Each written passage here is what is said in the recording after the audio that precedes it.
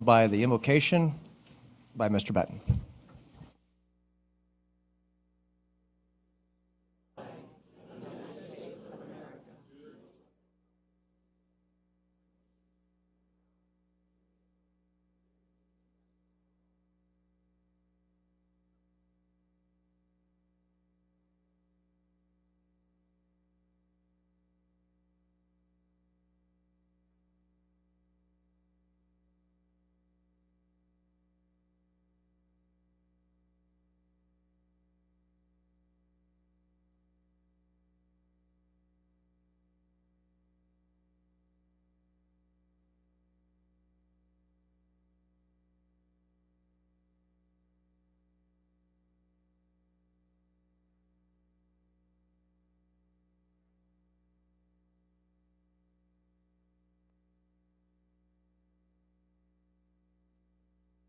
All right.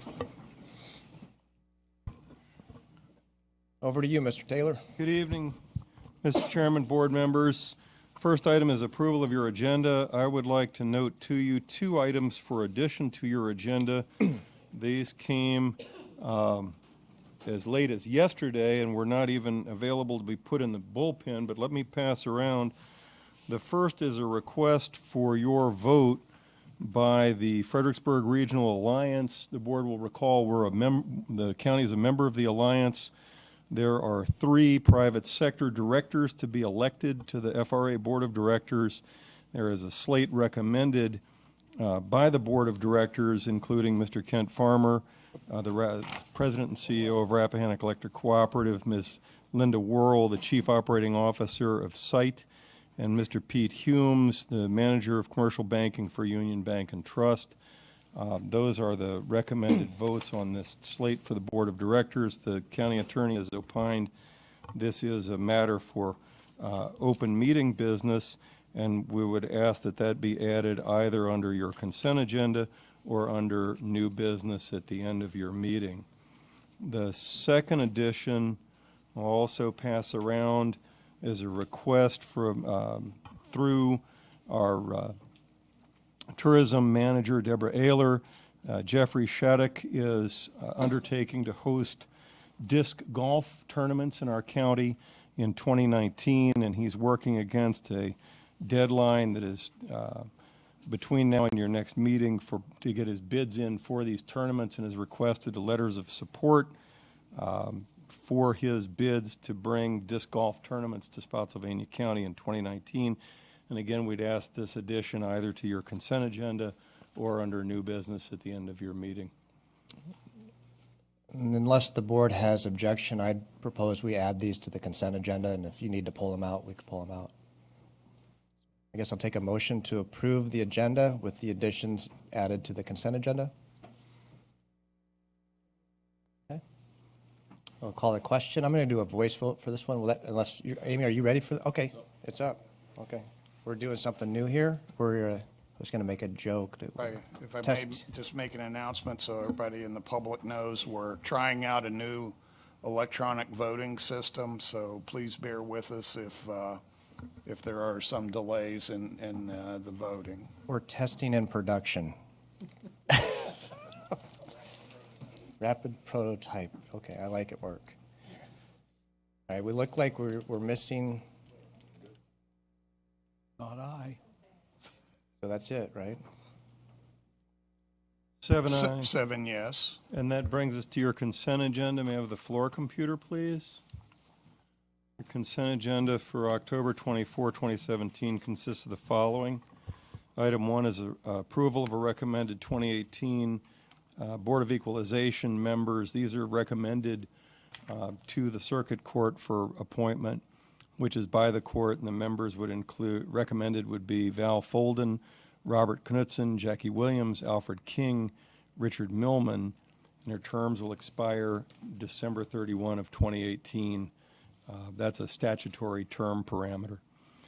Second is a grant application request. This is for Highway Safety Improvement Program grants. There is no local match for these 5 pedestrian or mixed modal safety projects, and the projects, if awarded, would be administered by VDOT, and again, there's no local match. Item 3 is the approval of a cost share agreement with Barley Woods LLC. This is for the Barley Woods water and sewer improvements. It's a total cost of $136,500.10 for the county, and the prime benefit for us in this cost share agreement is this will enable us to remove a pump station and save the cost of maintaining the pump station. Fourth is a commendation honoring George Washington Gregory Rains on his 94th birthday, which is coming up this coming Sunday. Mr. Rains is a longtime Spotsylvania County resident who served with General Patton's Third Army in Europe in World War II. Item 5 are VACO voting credentials for the annual business meeting, and this credential would appoint Supervisor Paul Trampy as the board's voting delegate. And then we have the 2 added items, the FRA Board of Directors vote on 3 private sector directors that are to be elected, and again, those are Mr. Farmer, Ms. Linda Worrell, and Mr. Peter Humes. And lastly, as a matter on authorizing and directing the execution of letters in support of disc golf tournaments in Spotsylvania County in 2019. That's your consent agenda. Are there any items that you'd like pulled from the consent agenda? Mr. Skinner? I'd like the last one. Okay. The disc golf to be pulled. Anybody else? Should we pull the commendation out to read? Yes. We'll read it after the vote. We can read Okay. it after the vote. Okay. Number 7. Yes. All right. I'll take a motion to approve the consent agenda with the exception of item 7. Motion to approve. All right, we'll call the question.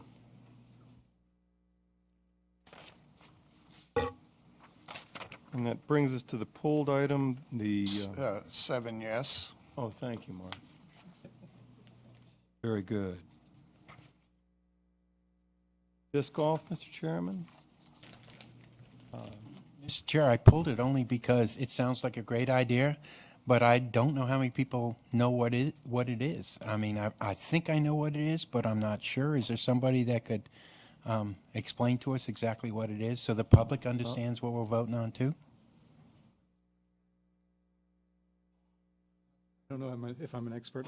I'm Jeff Shattuck. I'm representing the Spotsylvania Disc Golf Club. So disc golf is a sport where we use, I don't want to call them frisbees because they're not really frisbees, but they are discs. Same concept as what we would call ball golf, where you have a tee area, you compete to least number of throws to get this disc inside of a basket. We currently hold about a half dozen tournaments actually in the Spotsylvania County area each year. We had 3 in March that we actually drew 72 players per tournament. We had one in May where there was probably about 130 players. So what this event is for is part of the Professional Disc Golf Association. Is considered a major event. It's the U.S. Women's Disc Golf Championship. So it's only for women, which would include amateurs and professional players.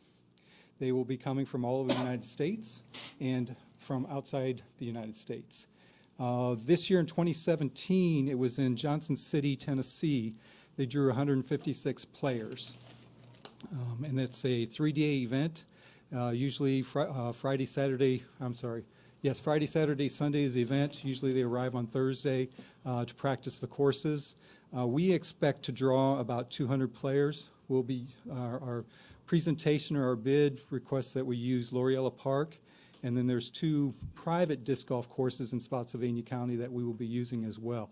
And it is a bid process to the Professional Disc Golf Association, so we will be competing against other cities trying to bring this event to their community. The question I have is, so you talk about the golf. The golf course is done in the park set up as? Currently, at Loriella Park, there is a disc golf course, 18 holes, yes. Really? Okay, that's wonderful.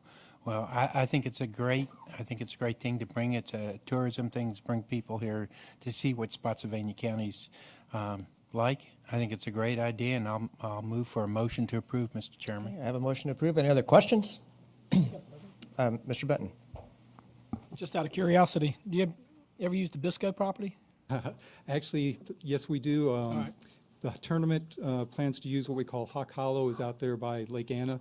John Bisco is one of the committee members that is presenting this bid. John Bisco's been running tournaments in the area probably 15 or 20 years, and I know John well. He's a neighbor, so I was just Oh, curious. okay, yes. I know his course had gotten real good reviews and had Absolutely. It's become actually well-known. ranked as one of the top 15 courses in the United States. wow. Any other discussion? All right, we'll call the question. Thank you, Jeff.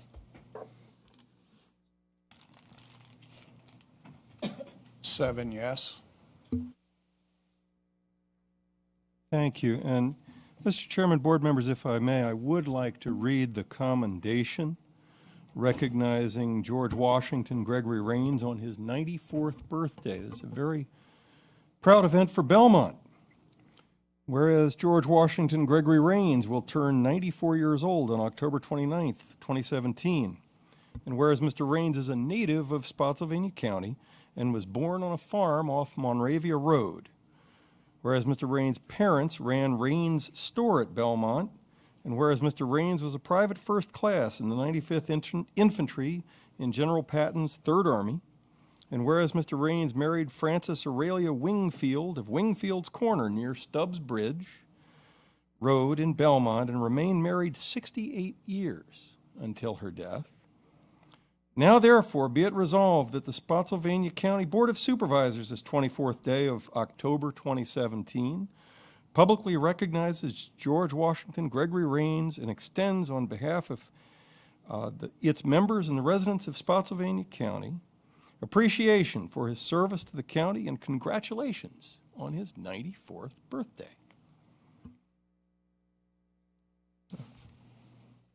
And with that, we are at public presentations. All right, we're at public presentations. Amy, is anybody signed up to speak? Yes, sir. All right. Mark, you want to read the rules? Read the rules briefly. Guidelines for public presentations. Public presentations are an opportunity for citizens to present matters you believe deserve the board's attention. These presentations are not part of a public hearing. Sign up to speak at each public hearing is separate. Public presentations are one-way communications from you to the Board of Supervisors. This is not a forum or a dialogue for dialogue or debate. To make a public presentation, please sign up on the provided sign-up sheet and please print clearly for our records. Come to the lectern when your name is called. Clearly state your name and address and your voting district for our record. Address your comments directly to the board and state whether you are speaking on your own behalf, in which case you'll have 3 minutes to speak, or speaking on behalf of a group, in which case you'll have 5 minutes to speak. Now, public presentations shall not be used to address matters that are the subject of public hearings. Those are separate, and there are 2 public hearings on the agenda this evening. And these are not to be used to make political campaign speeches, private advertisements, or personal attacks. Your written comments are always welcomed by the Board of Supervisors. Amy, who has signed up this evening? The first speaker is Tiffany Roman, followed by Martha Maston.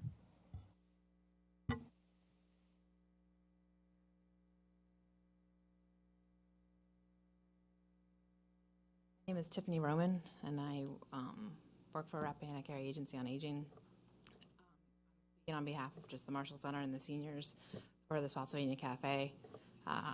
We roughly have about 35 participants that attend 3 days a week. It's a nutrition and socialization program, and I just am coming here just to speak on their behalf and in support of the program and having it try to stay housed as long as possible in the Marshall Center. It's been a long-standing program. They provide things like socialization activities where they're going to the grocery store. We provide exercises, arts and crafts, bingo, chance for them to get out into the community where they wouldn't ordinarily be able to meet in a public space and forum. We have a few of the seniors that have come forth this evening as well to speak in support of it as well. Oh, I was supposed to say my address. My voting district's in Fredericksburg City, so thank you. Martha Maston, followed by Joella Dawkins.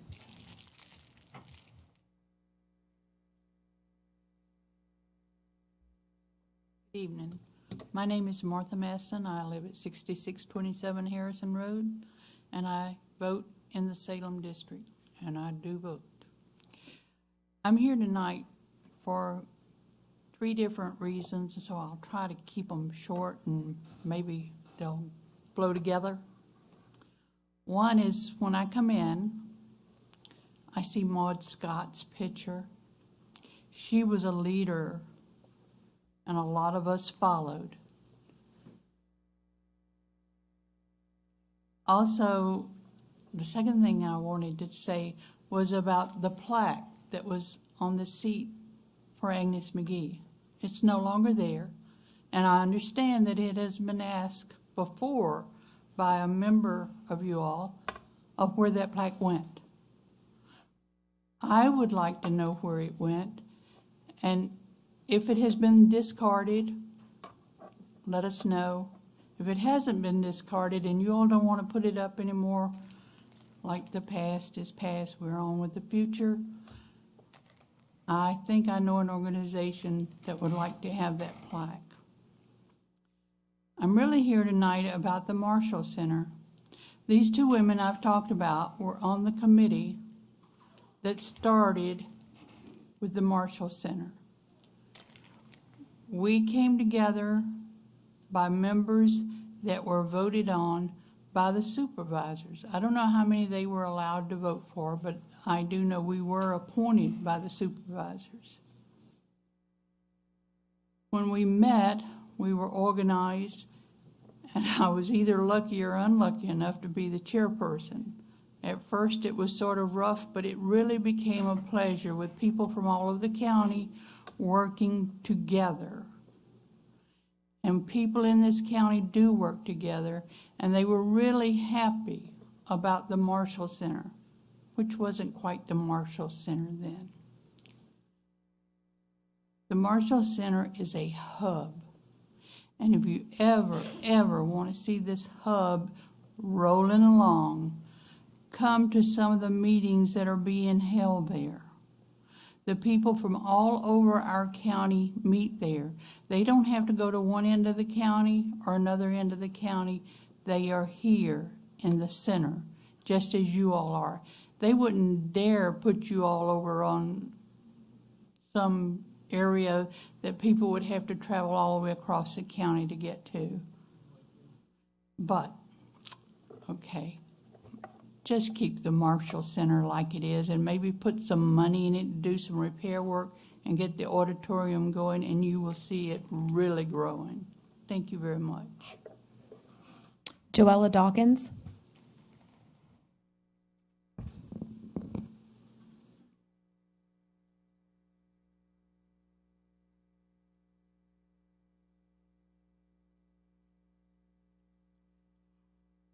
I am new to this, but I am a member of the Marshall Center Senior. It literally saved my life because I was sitting at home with nothing to do, watching TV and looking at the soap operas. And all of a sudden, I met a group of women who told me about the Marshall Center. It's a savior. We are like family. I have never been to a place where people get together and everybody, so much love. They provide activities for us. They bring in people to tell us about things that we should know as seniors, such as what happens if you have a fire, what you should do if you need a doctor. We come in on Mondays, Thursdays and Fridays. We have activities. We do crafts and arts, something that I never thought I would be doing, but it saved me. My hands, I can use them better now. I walk with a cane, but I'm walking better now because I'm not sitting at home. It's necessary. Please keep Marshall Center open so that we, who seem to be the lost generation of seniors, have a place to go. Thank you so much for your time.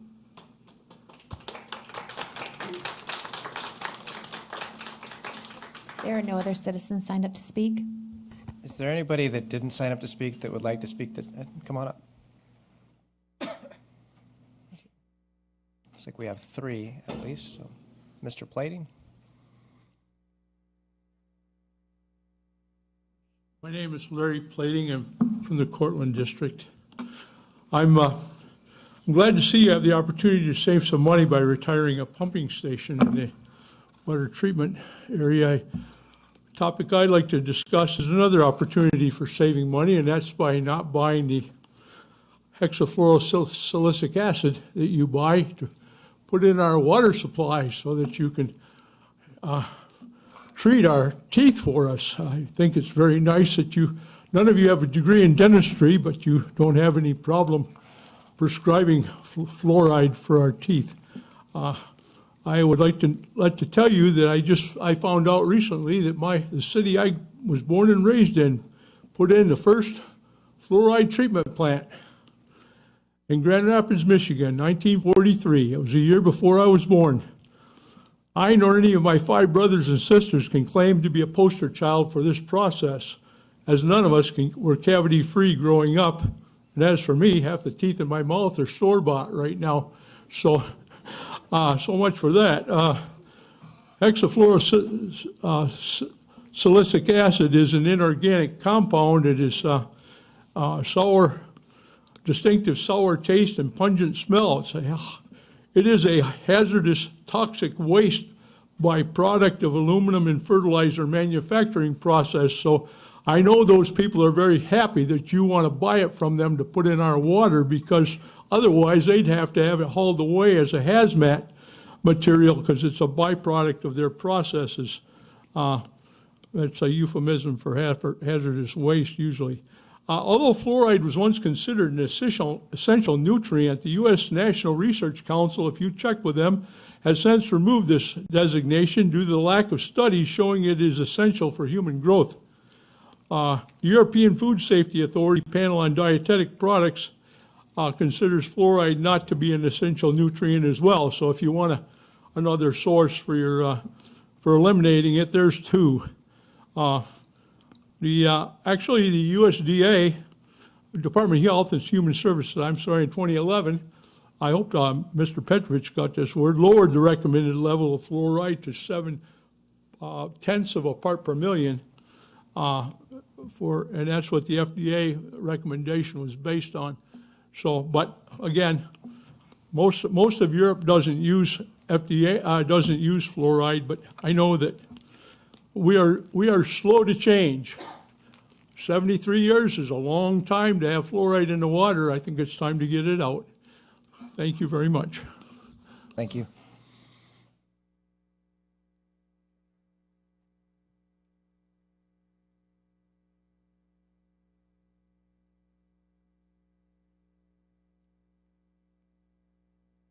We have one coming up here, and then you can go right after.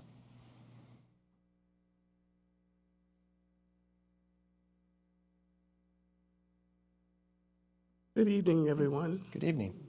My name is Freddie Braswell. I'm at 6103 Black Oak Court in Fredericksburg, and I'm here to talk about the Marshall Center. Since I moved here 5 years ago with my son, I, too, want to say that the Marshall Center has been a lifesaver. It gave me something to do because when I first got here, other than having my church family, I had no other places to go. The bus picks us up, we go on our little trips, we do our arts, we do our crafts. Everyone is really concerned about us. We have people to come in. Now when it's time for, we've even taken us to vote, to register, to do those kinds of things. And I'm just here to say, I would love for you to consider keeping the Marshall Center open. Thank you so much. Thank you.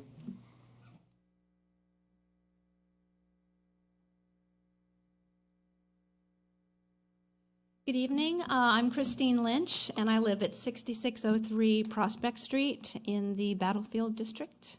And I know all of you in one way or the other from my past political activities with the county, but now I'm here tonight in a different capacity, and that is as a pickleball player at the Marshall Center.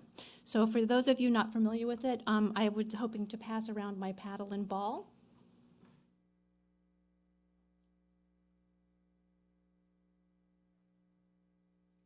So I am speaking on behalf of a pickleball player group at the Marshall Center, so I request 5 minutes. Thank you. So I'm an avid pickleball player. I play probably 5 days a week. Just got through playing, well, this morning at the Marshall Center. There were about 15 to 20 people there today. And I'm speaking in favor of keeping the Marshall Center as a senior center, not just, of course, the pickleball, but the rest of the senior activities. And I have been really moved to hear some of the folks speaking tonight about how the Marshall Center has really kind of saved them. And also I wanted to mention, I was happy to have Supervisor Benton visit us not long ago, and we actually dragged him out onto the pickleball court for his first time, and he did a fantastic job. He was a natural out there. And we would invite any of the rest of you to come out Monday, Wednesday, Friday, 9:30 to 12:30. We'd be happy to teach you the ropes. In terms of the Marshall Center as a whole, I got a copy of the Spotsylvania Parks and Recreation Department numbers. I don't know if this is something that you all get as part of your packets. This is just out the 2016-2017 fiscal year. And it shows that participation at the Senior Center was 6,000 people in 1 year. That's a lot of people, but I think it doesn't really explain all the benefits that come with the participation there, what you all are really providing for these folks and me. It's activity, it's exercise, it's socialization, but I think more than anything, it's a sense of community, that we're all there in one place for the same purpose, feeling a part of something bigger than ourselves. The pickleball players stand in solidarity with the other senior activities there. And we have heard about possibly moving the senior activities to another location. My problem with that is that we have such a spread out county, right? So, you know, Route 3 and Lake Anna, and the only heart we have in our county is the courthouse area. Courthouse, the center here, the administrative center here, the sheriff's office, social services. And to me, it's important to draw people to the center instead of sending them off to far-flung locations. And again, that's kind of part of the sense of community that we have. So I would urge you to keep the senior activities in the heart of Spotsylvania. And I would like everybody here who supports that notion to please stand.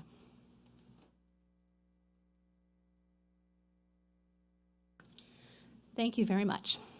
Thank you. I think there's another person in the back that would like to speak.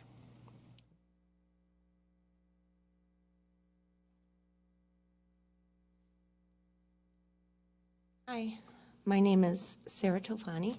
I live in Fredericksburg, Virginia, at 4004 Blake Drive. My children attend school at Cortland High School and also at Courthouse Road Elementary. I'm here tonight. I just want, before I start, for you guys to understand that I come from a long line of military men and women, combined between my aunts and uncles, as well as my brothers and father and countless cousins. We have a well-established military history for a combined total of 75 to 80 years of service. So this is kind of where I'm coming from. I'm here to discuss what's been happening at the football field at Cortland High School. I have contacted the school board and the school, as well as the school's athletic department. I got a response from 2 people. which I find disgraceful. I'm a concerned parent. Even if they don't agree, I feel I should have gotten a response. And that is why part of the reason that I'm here today. I don't know what I'm asking for. I don't know what you can do to help, but here is my issue. It's my understanding that the district has decided not to pursue the issue of kneeling on the football field during the national anthem. They've said that kneeling for our flag and national anthem has stopped by the football teams, at least Cortland High School. The other schools I am not aware of, and I cannot speak to that. I'm here to tell you that it has not stopped. As was shown at the Cortland High School home football game this past Friday. This is the second game I've attended and left because the players have knelt on the field.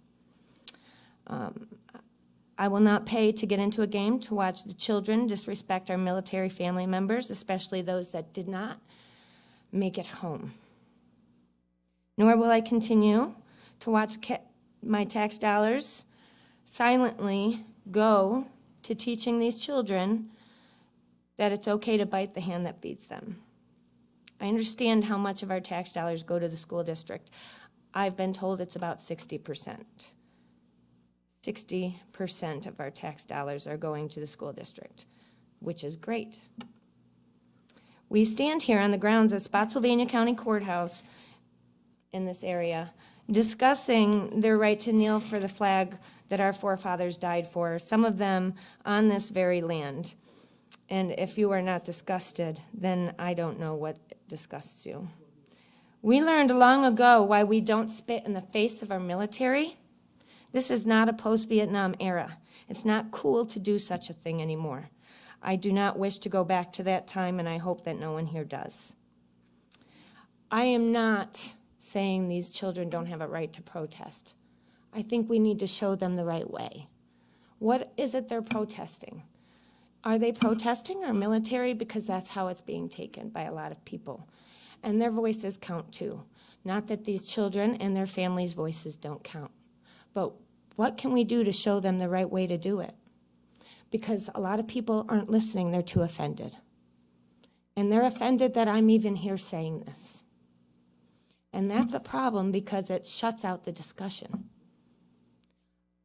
If these children or their families have been violated in any way by the police department or by President Trump, then let's show them, let's find a way to show them the right way to do this. Let's take them to D.C. Let's take them right outside the White House. Let's not have them kneel on a field in a county who has got a lot of blood shed here. I am all for free speech. I am not for shutting it down. And I want the county and the school board to understand that I'm not for shutting this down. And no one, I don't think anybody that agrees with me or any other side of this debate is for shutting it down. I'm sorry, but your time has expired. Thank you. That's pretty much all I needed to say. Thank you so much for listening. Thank you.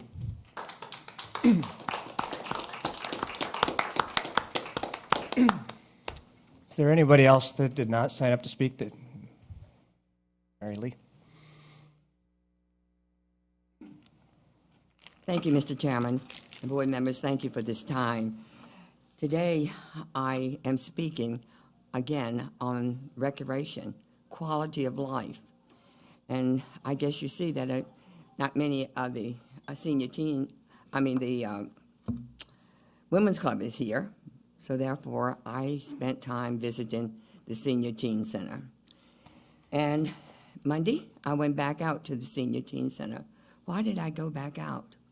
Because my heart was aching. I had visited before, but recently, it just meant more to me than it ever has.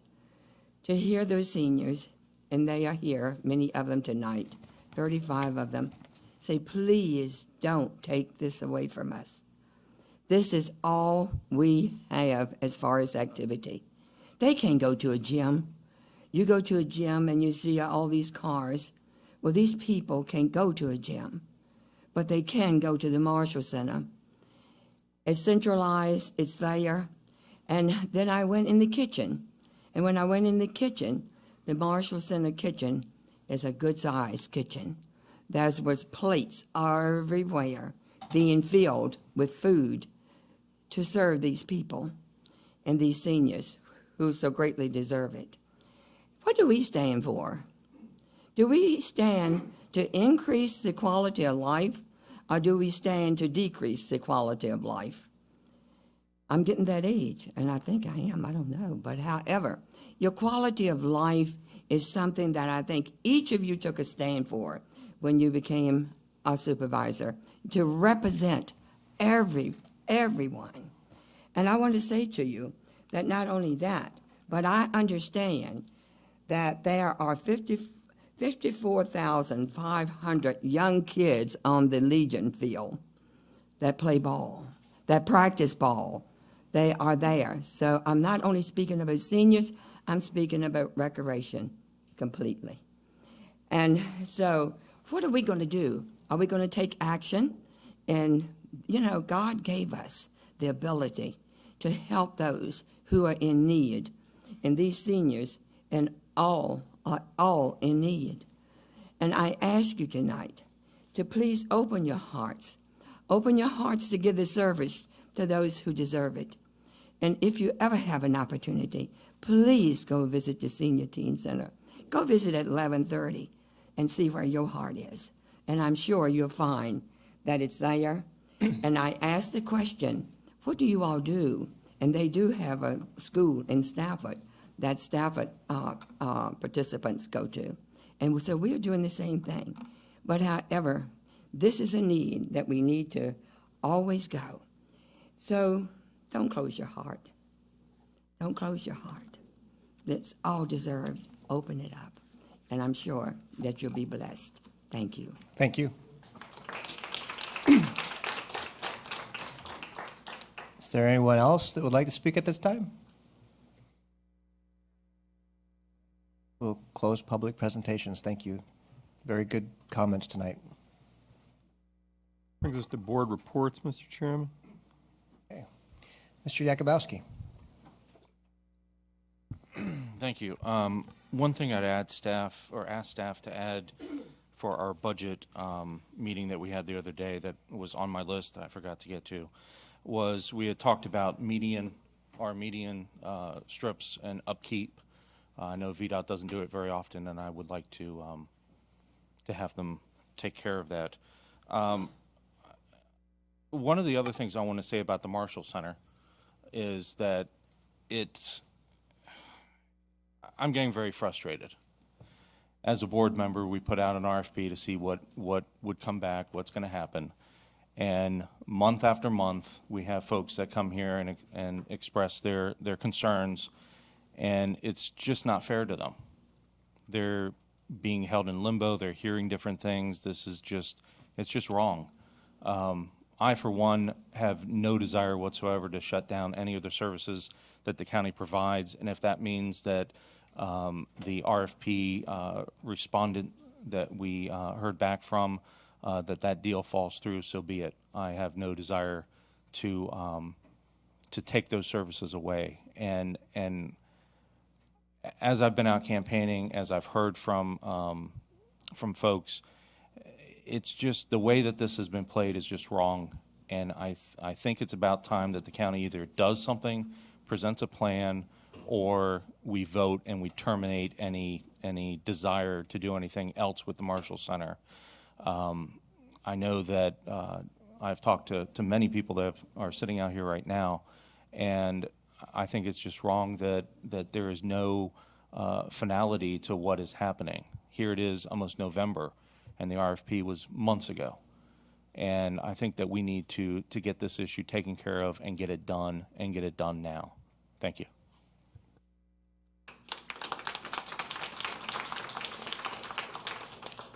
Mr. Sabula. Thank you, Mr. Chair. Also wanted to thank the Spotsylvania Women's Club for the excellent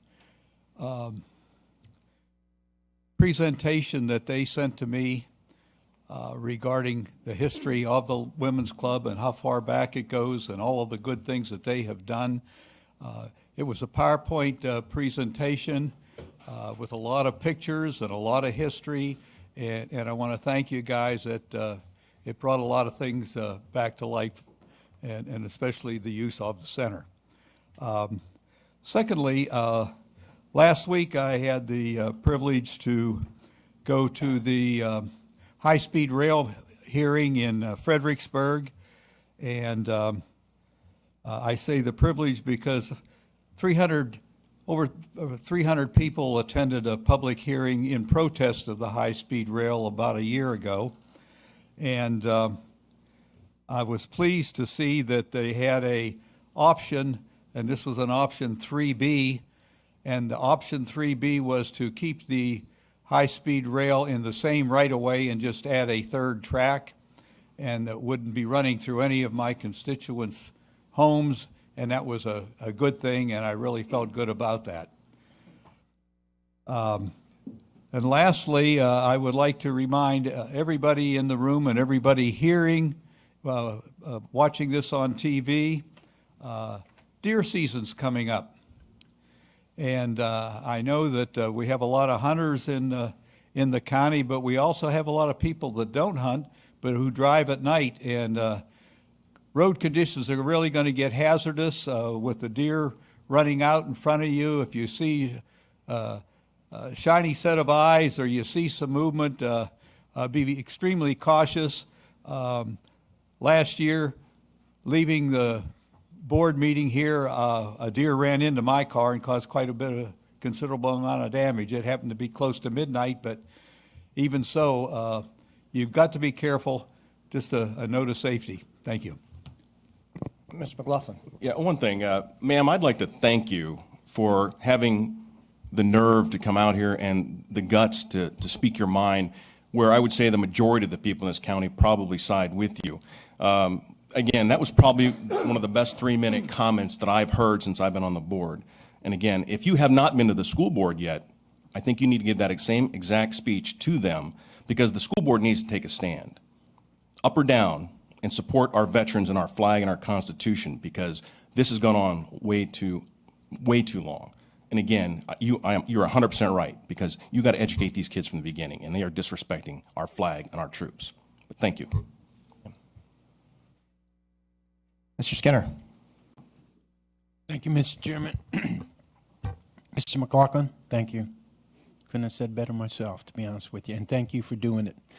The only thing I've got to announce now is this Saturday out at the Shannon Airport, we're having the 3rd Annual Harvest Festival. There's going to be a fly-in from the Fly-In Circus. There'll be an hour-and-a-half air show with wing walkers and stuff of that nature. There'll be balloon bounces. Our local police will be putting on a demonstration of the motorcycle teams that they have. We'll have trains out there for the kids to ride. We'll have antique, all the Shannon collection will be out for everybody to see. The museum will be open for free. And I would tell you that we're expecting quite a few people, close to 8,000. Last year they had the candy drop and they got 6,000 with the air show. We may even reach as much as 10,000 people out there this year. But it's a full day. It starts at 10 o'clock, goes until 4. But the key thing is for kids, we're going to have trick or treat for the kids from 10:30 until 12, and also from 2:30, excuse me, after the air show, a kid can trick or treat again until 4 o'clock. But what they will do is they will go around all the airplanes, and the pilots, there'll be an area where the pilots will be by the aircraft, and they will give the candy to the kids as they come through. So please bring it out. There is a small charge, $5 for kids. Adults are $7, but no family will pay more than $20 for the whole day. And once you're inside, the moon bounce, the train rides, and everything are free. So this is the, excuse me, I apologize. This is the first air show in 36 years at Shannon Airport. So we're looking forward to it, and I think the air show will be fantastic. All the old aircraft will be doing it, so we invite you all out there. Thank you, sir. Dr. Trampy. No report at this time. Mr. Benton. Yes, I just want to mimic or echo the comments to you, ma'am, as far as coming up. And I would like, Mr. Taylor, if we could ask the schools that very question I would appreciate it. And you can put my name on it. You know, this Facebook thing, I asked one of the board members a basic question on a debate that was coming up. I basically, after trying to get some clarification of who was putting it on, was basically told I was getting involved in things that was none of my business. And so I'm good at just apparently getting involved in things that are not my business. But one of the comments I've also heard on Facebook is that the schools cannot make the students, you know, stand for the thing, for the anthem. Well, they also, as far as I know, you know, playing football in any sports is a privilege, and they don't have to play. So that would be my comment to the schools, Mr. Taylor. Why are we condoning this stuff continually and just bowing instead of actually doing something? And I agree with the young lady that spoke. You know, there's other ways to protest and get your point across. Kneeling for the anthem is not it. And I, for one, you know, as far as the NFL, be quite honest, and ever since they started doing that, I have not watched one game on the TV, and I actually at one point enjoyed it, but I just cannot tolerate it, and I won't, and that's my right. Another thing, Mr. Taylor, if we can get some comment back on the fluoride. This is the second time I think we've had that presentation, and be quite honest, I want to know what we're spending on the fluoride and what are some of the, I guess, studies as far as the need for it. I'd like to know that myself. Lastly, here go the readers. Monday, November 13th at 6:30 at Livingston Elementary School in Livingston District. I'm going to be holding my first town hall, not first, but for this fall anyway. Going to be talking about some budget items. Also, I'm hoping to have some information on the Marshall Center if we get that, and be able to share some of other information with what's going on in Livingston District. Also, Tuesday, November 21st at 6:30, I'll be having another town hall at Brock Road Elementary School. So the 13th, Monday, and the 21st, Tuesday, both of November, I'll be having town halls. That's it. Hey, thank you. I just have two things. For the Women's Club, apparently you sent me something too, but there's another David Ross in Spotsylvania County that it went to. He texted me today. So I'm trying to get the package that you sent to me from him, but just know I don't have it yet. And I too, I want to not mimic, but if I could say the same thing that Mr. McLaughlin said, I would say it. You said it very well. There's 4 veterans on this board. I thank you for having the courage to come out and speak. I agree with Mr. Benton, and the school board needs to make a decision. I have 2 sons that play football, and I know darn well if they don't do what the coach says to do, that they're benched. You know, they would be in a heartbeat. So there's no reason that we have this going on in Spotsylvania County. Again, thank you for coming out. If you want to email me, you can. I'll make sure that your email, because I'm not exactly sure what happened, when it happened, or what's going on, and I'd be happy to pass it to the rest of the board. So that's all I've got. Thank you. Mr. Chairman, board members, if I could, before we go into public hearings, I also want to mention on the calendar that this Saturday, and this is a great tag on after the air show, because there's a gap of time. The air show closes at 4, and starting at 5 and running to 8 p.m. here at Spotsylvania Courthouse at Spotsy Volunteer Station number 1 is the Volunteers Harvest Festival right here at Company 1 at the courthouse, and that's also going to be a great time. And come out, folks, and encourage and support our volunteer fire and rescue. And that brings us to R17-0009, Crossroads Associates, LLC, Virginia Railway Express, VRE is the applicant. This is in the Berkeley District. Thank you, Mr. Chairman.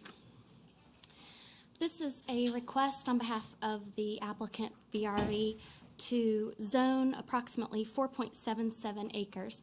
I want to point out early here that on the agenda item that was on our website, there were references to that this was a rezoning. That's an error. We apologize for that. This is not a rezoning. This portion of property, this 4.77 acres, does not have any zoning designation. So this is simply a zoning to Industrial 1 request.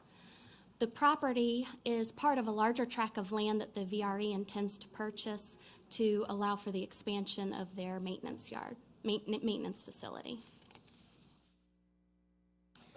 On September 20th, the Planning Commission held a public hearing and they did vote 6-0 to recommend approval of the zoning, and staff recommends approval of the zoning as well. You'll see this is a larger tract of land that's owned by Crossroads Associates. It's approximately 99 acres. It's a split zoning, the MU5 here to the north, on the north side of Crossroads Parkway, which was subject of a rezoning a few years ago known as Crossroads Station. The bulk of the property is currently zoned Industrial 1, has a small little sliver of rural zoning here as well.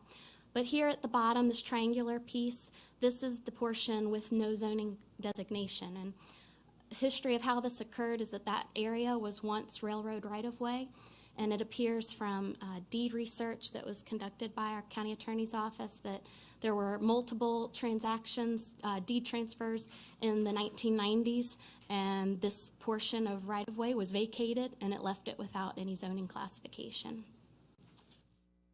Here is an aerial of the property. You can see, of course, the existing VRE facility, and this is the area subject of this request. This is the generalized development plan that was submitted. This darker blue area is the existing VRE property, and all of this light blue and this hatched area is the 19.5 acres they are intend to purchase. The hatched area is, of course, the 4.77 acres with no zoning. The property is adjacent to some residential properties here. As part of the expansion, the applicant has already submitted a site plan that's currently under review. With this rezoning, with this zoning, which would allow the expansion of the maintenance facility, there will be transitional screening requirements triggered. The Design Standards Manual requires a minimum of 50 feet, and what the VRE is showing is over 180 feet. And all of that currently is existing vegetation. And if though in the process of providing us the calculations and such, but it doesn't look like there's going to be any need to supplement that existing vegetation to meet that minimum standard. Findings in favor, the Industrial 1 zoning classification is consistent with the Employment Center land use category, and it supports business goals identified in the comp plan. The proposed zoning will also provide a zoning classification to a currently unzoned area. Findings against is that the proposed zoning will allow existing industrial to reach closer to those residential properties. But again, I'll say that this will have a transitional screening requirement. They're proposing a much greater area for that buffer.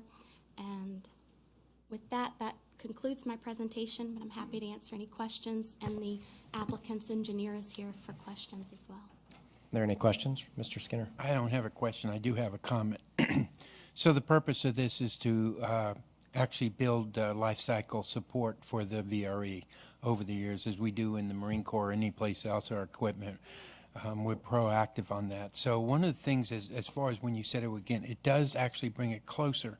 But these engines will not be as they are in the morning when they're tuning up and getting out of there. This will be pushed back more for the maintenance of the train itself when it'll be back in and shut down and stuff of that nature. So it's not normal operations in the morning that will cause any additional noise from what I understand. Thank you. Any other questions from the board? Will the applicant be presenting? Or not? He doesn't have a presentation, Okay. I don't believe, but he's happy to answer questions. Any questions from the applicant? All right, we'll open the public hearing. Does anybody sign up to speak? No, sir. Is there anybody that's not signed up to speak that would like to speak? We'll close the public hearing. Any other discussion from the board?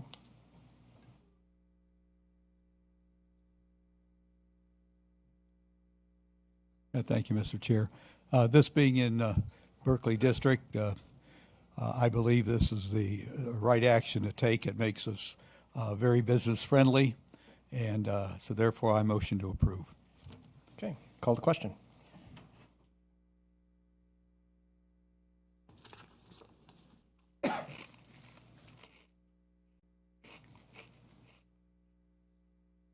Seven yes.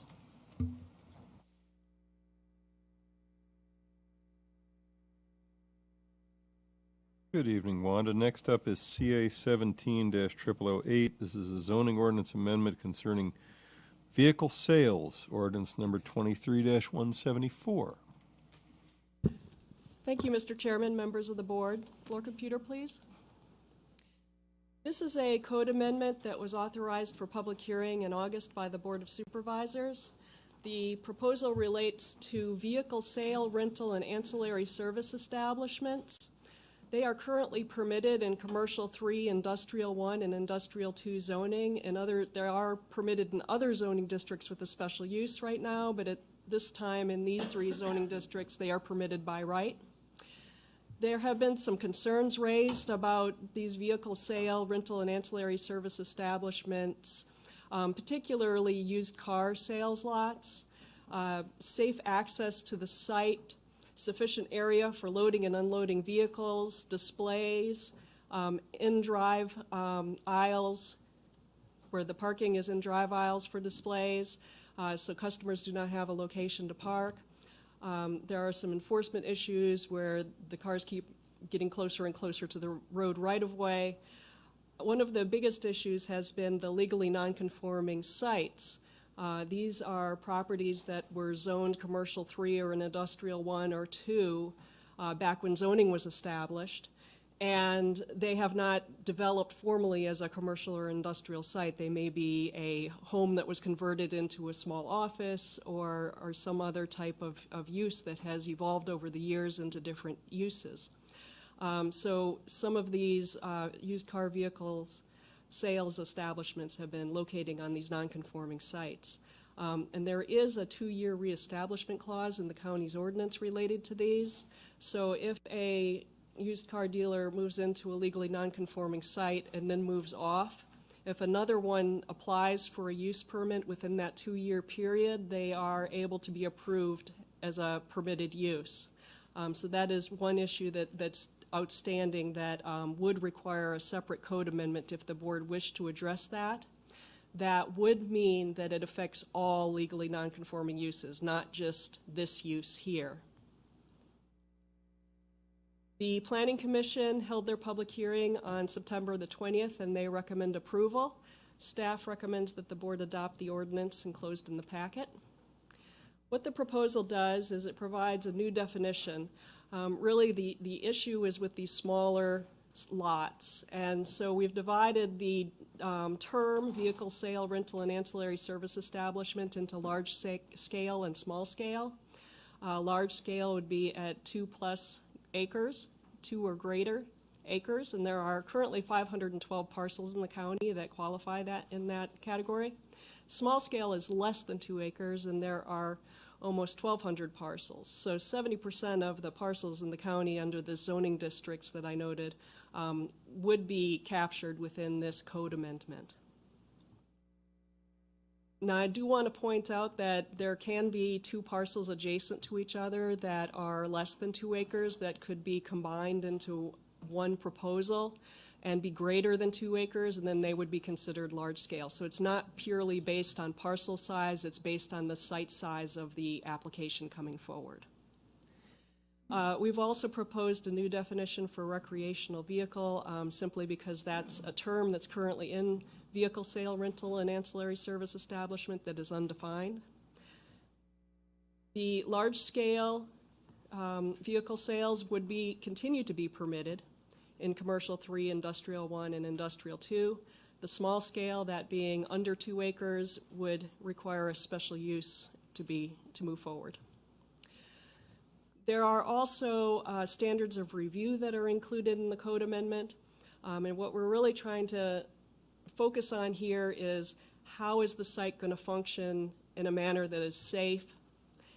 And so we are requesting, as part of the application, a vehicle delivery statement that details how stock vehicles will be delivered onto the lot, ensuring that any delivery occurs on the lot, that they are not being driven onto the lot from a parked delivery vehicle on a highway.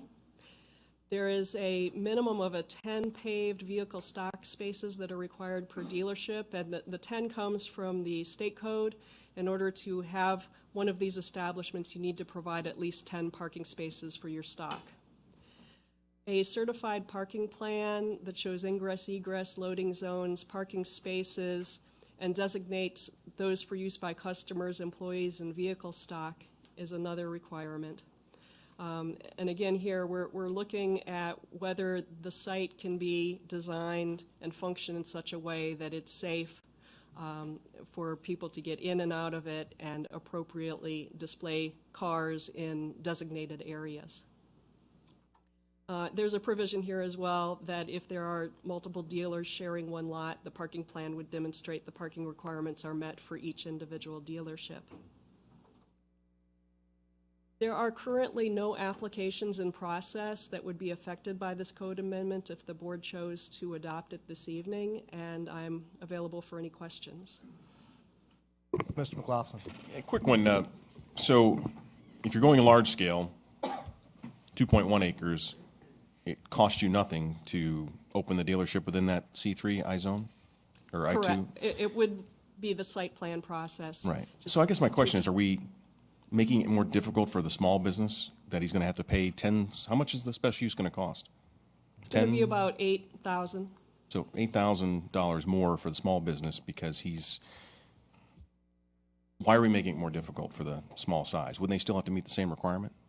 Why can't it be just car lots and you have to, as you stated, meet all the established requirements? Why do we have to single them out as a small business? Well, this approach was chosen because of the fact that the majority of the issues that we're seeing are on these small-sized lots. And also, there are quite a few vehicle sale establishments in the county of all different sizes. And if this was changed to a special use for just wholesale for all vehicle sales, then it would cause every single one of them to be potentially under a non-conforming status. If they wanted to expand and move in the future, they would need a special use. So what we're really trying to do is target the smaller ones where we have been seeing the issues. Yeah, I guess that's my problem. If the smaller lot was still required to meet the same standard as a large lot, why should they have to go through a special use vice just a regular zoning or regular site plan? I think that the biggest issues are the non-conforming lots.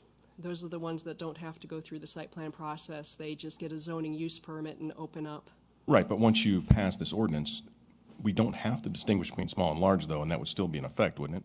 That change? Be legally non-conforming sites? Well, there are legally non-conforming sites that are larger than 2 acres.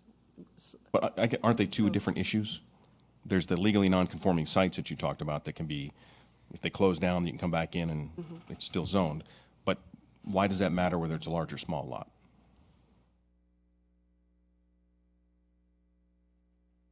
I think because simply because on the larger lots, we're not seeing the issues that precipitated Yeah, I this understand code amendment that, coming but if I forward. have 1.99999 acres, Right. I'm paying $8,000 additional to open my lot when somebody with 2.001 doesn't have to.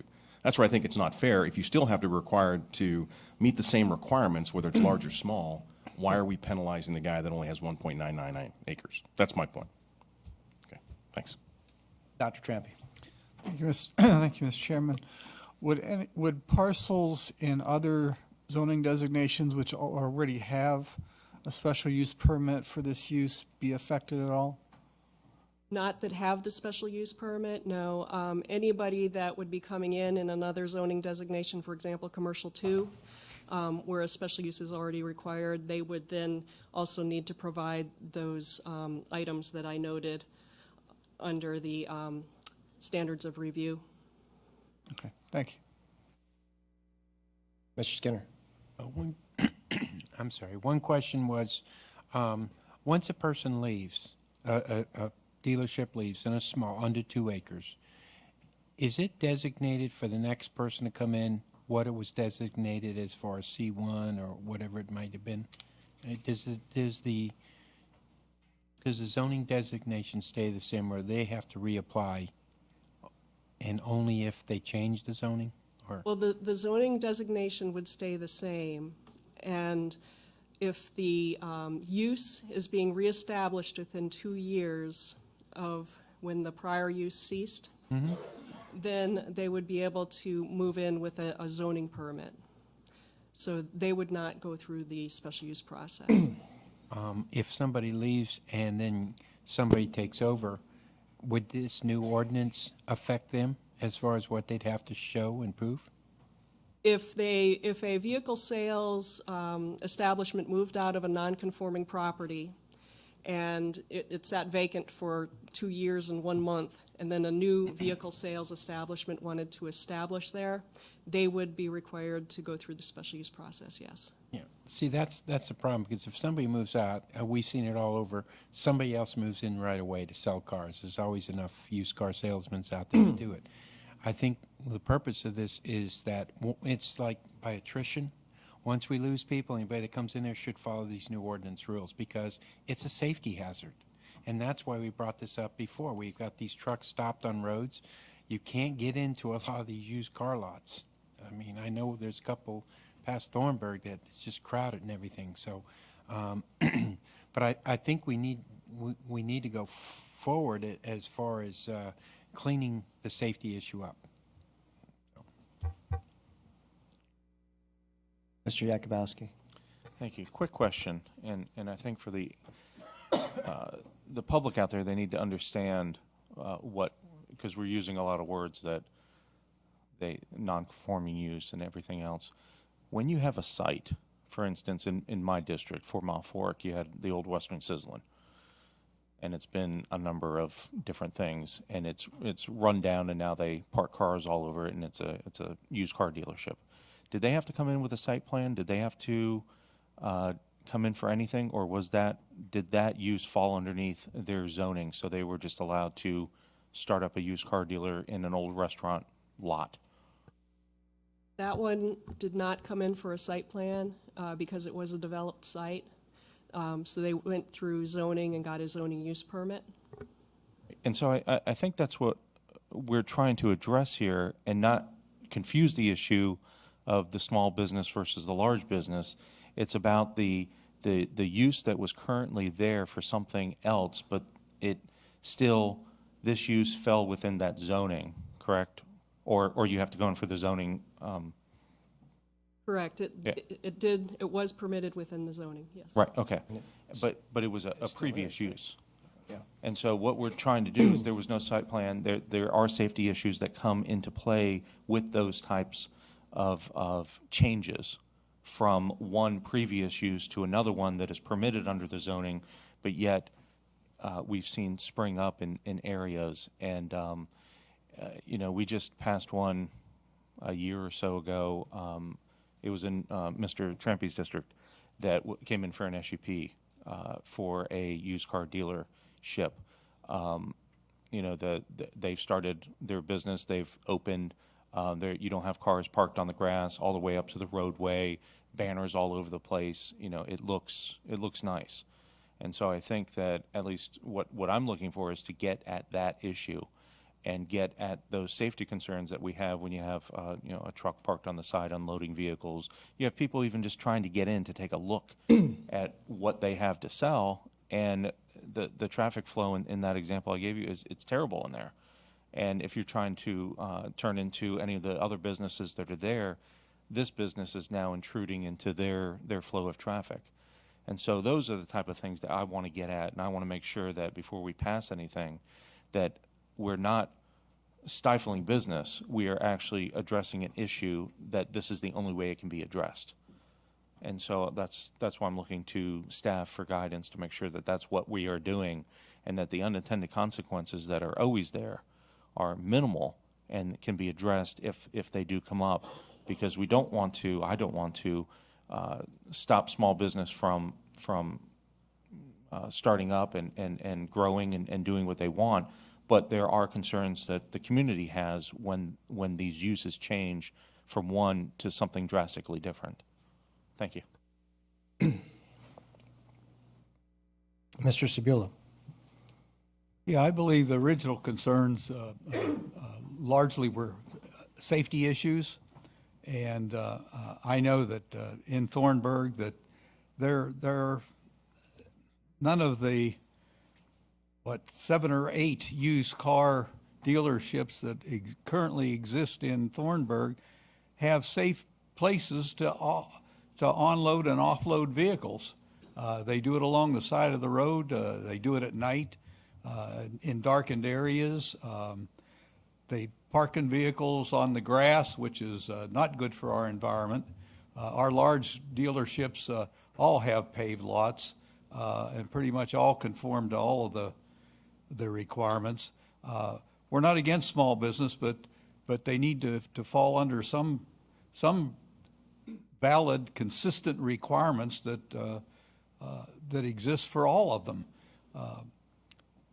A bunch of these businesses have popped up because they were grandfathered industrial lots. They all of a sudden, one day they're not there, and the next day you look and there's the flags and there's the cars and there's the sign, and we need some further control. And the things that I've seen so far, I still have additional questions. I don't think we've got all of the solutions ironed out yet, and I therefore would like to table this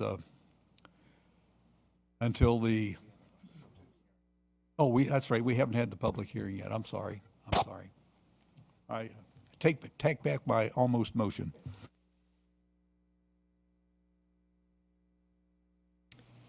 So I got a couple of questions. So what's the price per acre for C3 in Spotsylvania right now? I'm afraid I don't know that. Is it more than R2? I mean, what's the comparison? Give us something, because what I'm concerned about, this seems to me to be a property rights issue. So we have people that are buying commercial property, and you would say it's more than most, right? And they're buying it because it's already zoned C3, and now we're going to put another layer of government oversight onto that property because they're used car lots. I mean, nobody likes a used car lot. I shouldn't say that. I'm sure some people do. But what I'm trying to say is the free market should drive these things, not the Spotsylvania County Board of Supervisors influencing the price of that market. Could you go to slide 2 for me? So these concerns, what would be different about another small business or, say, a restaurant that needs to load and unload food, or access to a site that would, what's the difference with these? Because I could see these concerns with, say, a restaurant or a barber shop or whatever that small business might be. Are these specific to used car lots, or wouldn't this apply to any C3 property, any commercial activity? Well, they certainly could apply to any commercial small lot, but this is the use that has generated the complaint and that was raised for staff to examine. So, and again, I go back to the free markets for those in the audience. I mean, it's, again, I see there's concerns, and I would have the same, but I don't think it's our job to put another layer of bureaucracy over what the free market's going to provide for these areas. So could you also go back to, let's say there's a used car dealership right now on an 1.5 acre property that's zone C3. Are they grandfathered if we pass this ordinance, or do they have to then do changes to their business based off of what we would decide should we make a decision tonight? No, if there is an established business on commercial 3 zoning, it would not be affected by this ordinance unless they move to expand it and make a change to it. Okay. And at that point in time, if they're still under the 2 acres, then they would be required to have the special use. Okay. That's all I have. I take it there's no more questions from the board? Open the public hearing. Is there anybody signed up to speak? No, sir. Is there anybody that's not signed up to speak that would like to speak at this time?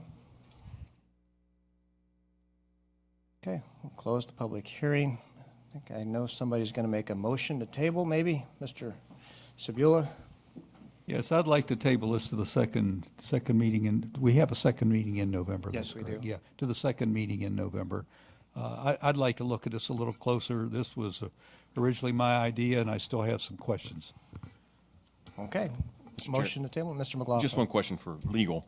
So going back to, we are discriminating against 2 property owners, both in C3. One has 1.9 acres, one has 2.1 acres. How can we make one pay a higher fee than the other? I think Ms. Paris has articulated, we can classify different properties, that's what zoning is. And she's identified, again, the reasoning, whether you agree with it or not, it's the concerns with respect to the small lots, the safety concerns that she's identified as to why they need to come under the additional review of a special use permit. That's what I've heard. Yeah, I guess that was just the legal point I was asking. If they're both they're both side by side, already in a C3 or an I1 or I2, how can we, if they both want to open new lots, they're both subject to the same safety criteria once this ordinance passes, how can we have to, the guy with, or the person with 1.9 acres have to pay an additional $8,000 to get the same permissions? Well, I don't know that they're exactly the same between the large scale and the small scale, but that's something that's you're legally able to do as a locality. You're able to differentiate uses, again, based on the specific concerns that have been identified by staff. We haven't found any issue with that from a legal perspective. Okay, thanks. Okay. Mr. Jakubowski. Just one thing for staff as you're taking another look at this, the issue, and I just want to reiterate, is the safety concerns of a previous use going to that new use where you didn't have the site set up for a used car dealer, which is different than a restaurant or a barber. It's parking spaces are different, open space is different, even water retention might be different. Because of it's just a different thing. But I'm not sure if I want to make sure, or if I want to make them go through an SUP. Is there a way that it can be enforced, perhaps across the board, for everybody new, and get rid of the acreage requirement, and just have these concerns addressed regardless of size? Because I don't like adding extra cost, especially to a small business, and on a 2-acre lot, you are a small business. So you just want to make, I want to make sure that, is there another avenue that we can do to get rid of some of these things that have been concerns, not only for me, but other board members have raised them too. Thank you. Anybody else? Okay, called question. This is on the tabling to the second meeting in November. 7 yes.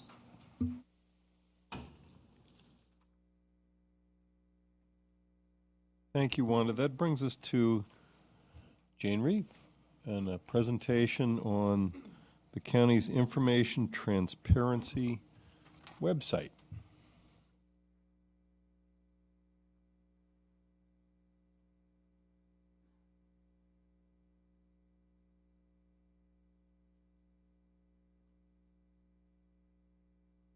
May I have the floor computer, please? Good evening. I'll make this very, very brief. It's just an information about some information that we have put out on our website. As you know, there is always an interest in transparency for what we do and how we do it, how we spend taxpayer dollars. And a couple months ago, the Finance Department presented to you something that they created, which is basically the checkbook of our expenses of what we pay out every month. We've taken that a step further, and what we have found is we've not really created anything new. We have a lot of information out on our website.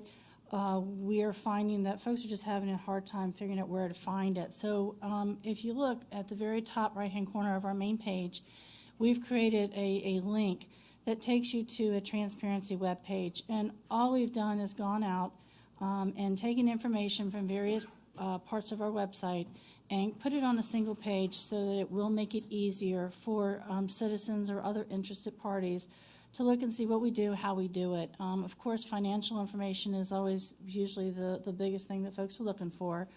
We've put information out there about the Freedom of Information Act, procurement and purchasing, building permits and zoning, our CIP plan, a link to county officials, public meetings, some information, regional cooperation. We've been working on trying to fill that out, just links to our various boards and commissions, and then a way to contact us for various information. I just wanted to make sure that you were aware that we had done this. We are seeing some activity on this since we've soft presented it about a couple months ago. We've had about 500 hits on the website itself. Most of the users are popping in, they stay for a couple minutes, and then they pop back out again. But we have some folks who appear to be really delving into some of the information. They're getting there, they're staying there for a while.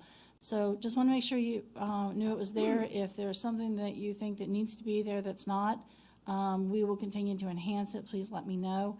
And that's it. I'll be happy to answer any questions. Are there any questions for Jane?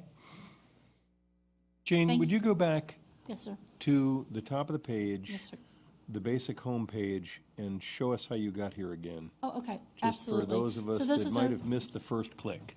I apologize for that. The home page, of course, is spotsylvania.va.us. Up at the top right-hand corner of the screen, there's a little icon at the very top right-hand corner, and that's how you get to the page. All of the information that's on this page is found elsewhere on the website. This is just pulling it together into one page. But it's that top icon on the top right-hand side of the page, and it stays there regardless of where you go on the web. And Thank Jane, you, while Mark. you're there, let's go a little further off script. Sure. The yellow notice sign to the left. Okay, so I promised Wanda not to steal her show. So Okay. that's the next presentation. Oh, good. I wanna hear about that so one I'll next. let Wanda answer. Is there anything else that you want me to cover? All right, I'll let Wanda come up and do the next one. Jane, thank you so much. You Thank can you. leave that right there. I will. Wanda, we're so excited. You're coming back. And this is now segueing to the zoning public notices discussion and an update on that matter. Yes. And we'll get to the web part in just a minute. This is a continuation of the discussion from last month about the various ways that people receive notice for zoning public hearings. And on September the 12th, we received direction from the board to set the rezoning community meeting notice at 3,000 feet. To collect email addresses at community meetings for emailed public hearing notice, to investigate yard signs for the posted notices that we have required in our code, and to utilize social media to get the word out. The community meetings, just a reminder, meetings are highly encouraged. We have guidelines that provide the general guidance. They're applicant arranged and sponsored, and the planning department posts the notice on the website. What we have done is added a sign-in sheet with email address to the back of the community meeting guidance packet that we have, because oftentimes what we get is an assortment of different types of sign-in sheets. So we'll just have a standard form now that we ask the applicants to use at their community meetings. So looking at the table that provides the guidance on the mailing radius, what we did was go ahead and set the special use that has a greater than 100 peak hour trip, sound, vibration, or other similar impacts at a 3,000-foot radius and newspaper notice, and then straight rezoning, all rezonings at 3,000 feet. There was some discussion at the last meeting about wireless telecommunication towers and whether 3,000 feet was sufficient, but there was no conclusion as to that. But these would be the recommended notice radii for mailings that we would provide to applicants. The other big type of notice related to public hearings is in our code, and it's required by the Code of Virginia. We have the newspaper advertisements that run 2 times before each public hearing, and we have mailed notice to adjacent parcels. There was some question as to whether we wanted to expand that mailed notice to a greater distance. A couple of considerations: any additional cost would be borne by the county. The county can only charge the applicants for what's required by the Code of Virginia, which is the adjacent property owners. There would be a greater level of staff time and effort to produce the mailings, and potentially the increased risk of error as you add more and more addresses in. I just wanted to show that in staff's mind, the best option if you're going to go beyond the adjacents is to do a radius, because that is the easiest for us to pull from our system. But just wanted to give you a visual of what that would result in. This is a rezoning case that we had a few years ago, is for a mini warehouse facility. But just to show, at a 1,000-foot radius, which is this yellow area here, we'd pick up 201 parcels, resulting in an additional $130 cost. At 2,000 feet, you're up to 524 parcels at $428, and then at the 3,000 foot, you're over 1,000 parcels at $867. Of course, this is going to vary for every application. There are some that would result in a higher cost, and there certainly are some that would result in a lower cost to the county. But staff is not recommending that the board move forward with a change to the legally required notice from the adjacents. And what we'd like to do is propose to get the word out in some other ways, which I'd like to show you now. The additional notice that is required by Spotsylvania County, this isn't a Code of Virginia requirement, but this is in the Spotsylvania County Code, is that signs are posted on the property at least 15 days prior to the public hearings. And right now, our signs look like this. They're 19 inches by 13 inches. And so what we're looking at is an 18 by 24 inch sign. And maybe if I could get Leon to hold one of these.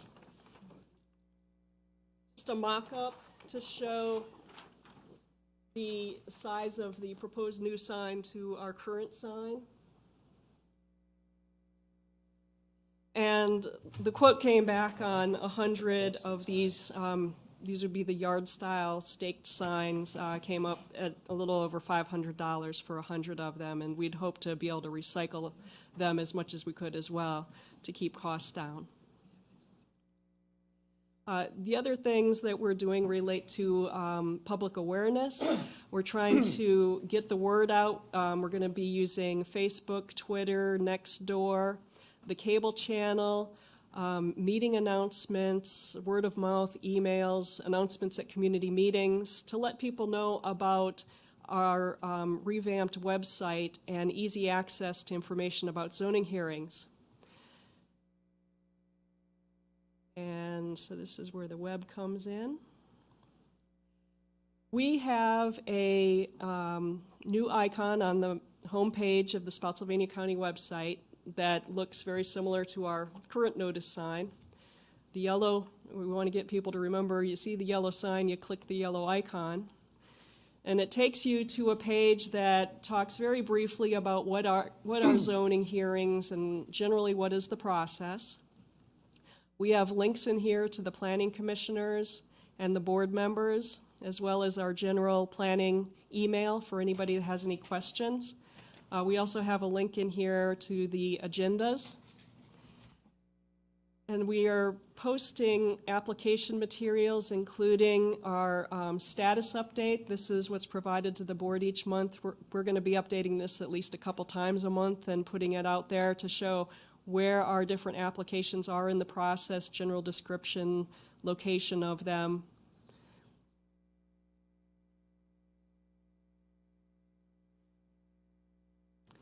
And then we're also posting application materials associated with the projects,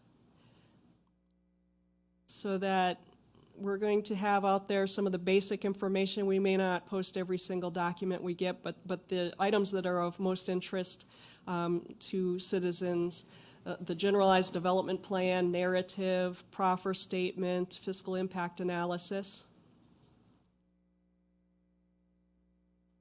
And then we also have a link here for the community meetings. And we will have the meeting guidelines posted there, as well as any upcoming meetings. There are none at this point in time, but this is where we'll be listing those meetings. And if I could just go back briefly, show one more thing related to the zoning cases. We also have included in here the planner that is the lead planner working on the case, so that anybody that has any questions can just click right here and get a direct link to the planner to ask their questions.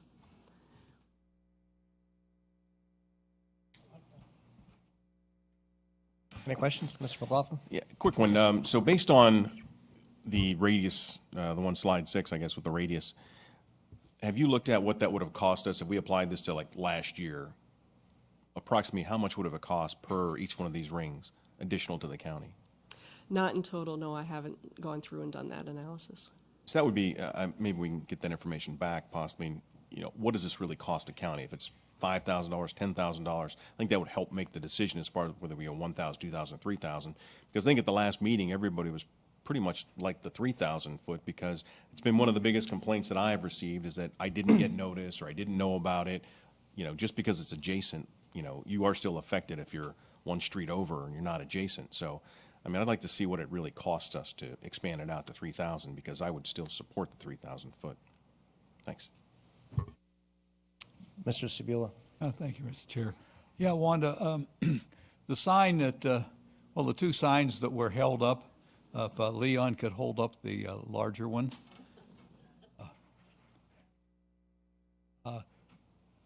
This is going to require some sort of backing in order to post this, and I was wondering if the cost of that was taken into consideration. It is, yeah. This is just a mock-up that we did. Sure. And it's fuzzy because I blew up the proof that was very tiny. But I just wanted to give the impression of what the size is like and how visible it will be. But these will be the election sign, the yard sign, corrugated, plasticized, whatever it is, paper with the stakes. Yes. Yes, so that is the cost for that type of sign there, the $552 for 100, and that includes the stakes. Yeah, thank you. Anybody else? I'd just like to say I agree. I think we need to go to 3,000, so more information would be better. We had 2 public hearings tonight. I think the used car lot special use permit, there's probably people that are interested in it. And I don't know how you'd put notice out for that because it's a broad area, but no one spoke for either public hearing tonight.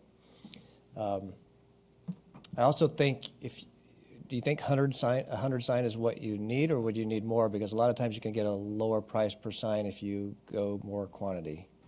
Yes, I went with 100, knowing that would serve us for a while, and I also just wanted to test the sign out and see if there were any changes we wanted to make to it. If you'll notice, we didn't include the case number on the proposed sign because typically people call up and they say, I saw a sign on Levels Road. Right. They don't know the case number. Right. But maybe we'll find that people will complain that there's no case number and we'll want to change the sign a little bit. So just taking into account our storage space, and just wanting to give it a test run, I thought maybe 100 would be a good initial approach. Yeah. I think I'd go more than that, and maybe get some more quotes if you could. It seemed high to me, but maybe it's not. So any other discussion from the board? Is there a motion would anybody want this to come back at a certain time? I would like to ultimately make a decision on this. If I could just draw your attention to the action needed.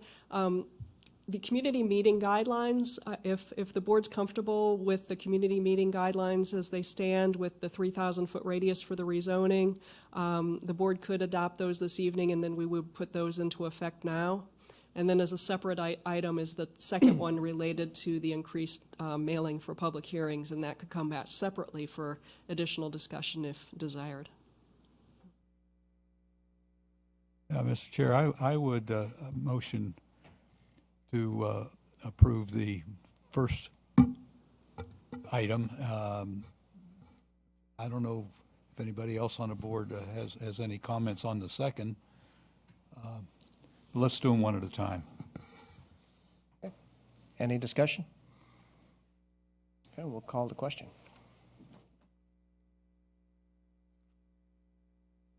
Oh, confirm. 7 yes. Okay, thank you, Wanda. Yep. Are we able to use Spotsy Alert at all? Just for informational, hey, rezoning at such and such a location, contact planning? I think there's some desire to keep that more focused. We haven't really explored that one as an option. We could. I mean, we But- get all kinds of alerts for, various departments wanting to do various things, and, I mean, it's certainly not critical information, but whatever you sign up for where you can get just a generalized notice, I think that'd be pretty smart to do too. I think, we got quite a few people signed up for that. I don't know what it'd just be a quick little blurb. It's nothing that's, somebody could delete real quick if they wanted. And you could direct folks to the button on the website. Yep. From Spotsy Alert to get information about. But just an idea. I just We'll explore it. Mr. Chair? Yep. So, real quick, so you're good with the signs? You're gonna buy the corrugated signs, or you need a motion on that? No, unless there's any objection, I'll look at, another or I'll look at another vendor as well. But yes. Any other question? You were gonna bring back the cost estimates, what it takes to go each one of those radius? Is that the thought for the next? Yes, what I can do is bring that back, as well as, it might be more efficient to bring that back as well as the ordinance that would need to be amended, if the board wished to go in that direction. And then the board could authorize that public hearing all at one time rather than doing it in two separate items. So maybe at the end of November would be appropriate. Okay, thanks. Okay. All right, thank you, Wanda. And Mr. Chairman, board members, that brings us to a brief closed meeting.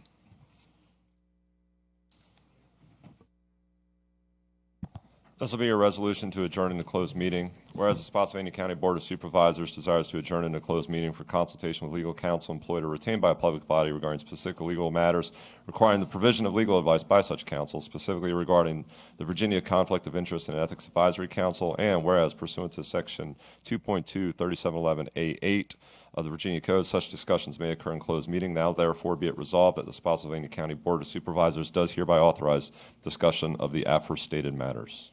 So moved. And I messed up and I'm restarting my computer. Do we have to do a voice vote? Or do we have to have a motion to do a voice vote, or is that okay?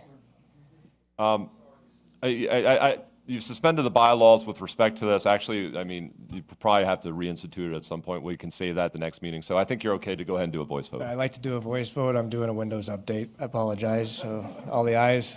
Aye. Aye. Any nays? The ayes have it.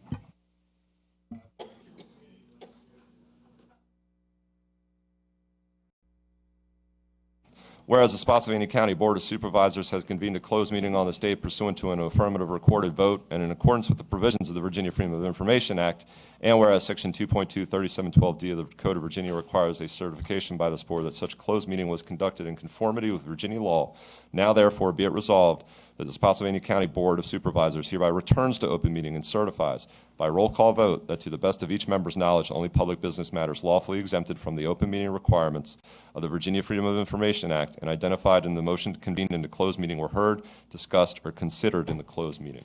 Mr. Yakubowski. Aye. Mr. Sebula. Aye. Mr. McLaughlin. Aye. Mr. Benton. Aye. Dr. Trampy. Aye. Mr. Skinner. And the chair says aye. And just one more thing, I guess you could certainly just do whether the ayes have it or you could electronically vote to reinstitute the bylaws with respect to the electronic voting. Is if everybody's happy with it at this point. Well, we can't do it after we adjourn, but we can do it right before. All right. If everybody's All right, what I'll do is to go into effect after adjournment today. There's your Sounds motion. Good, okay, I have a motion. Amy, how is it? Yep. How do you like it? Well, as of right now, we can't vote. What happened to it? Somebody's probably off. So other than that, other than that, it's fine. Okay, so do I have a motion? So moved. Okay, call the question. The ayes? Aye. Any Aye. nays? No, the ayes have it. Now how about a motion to adjourn? So moved. Yeah. The ayes? Aye. Aye. Any nays? All right, good night.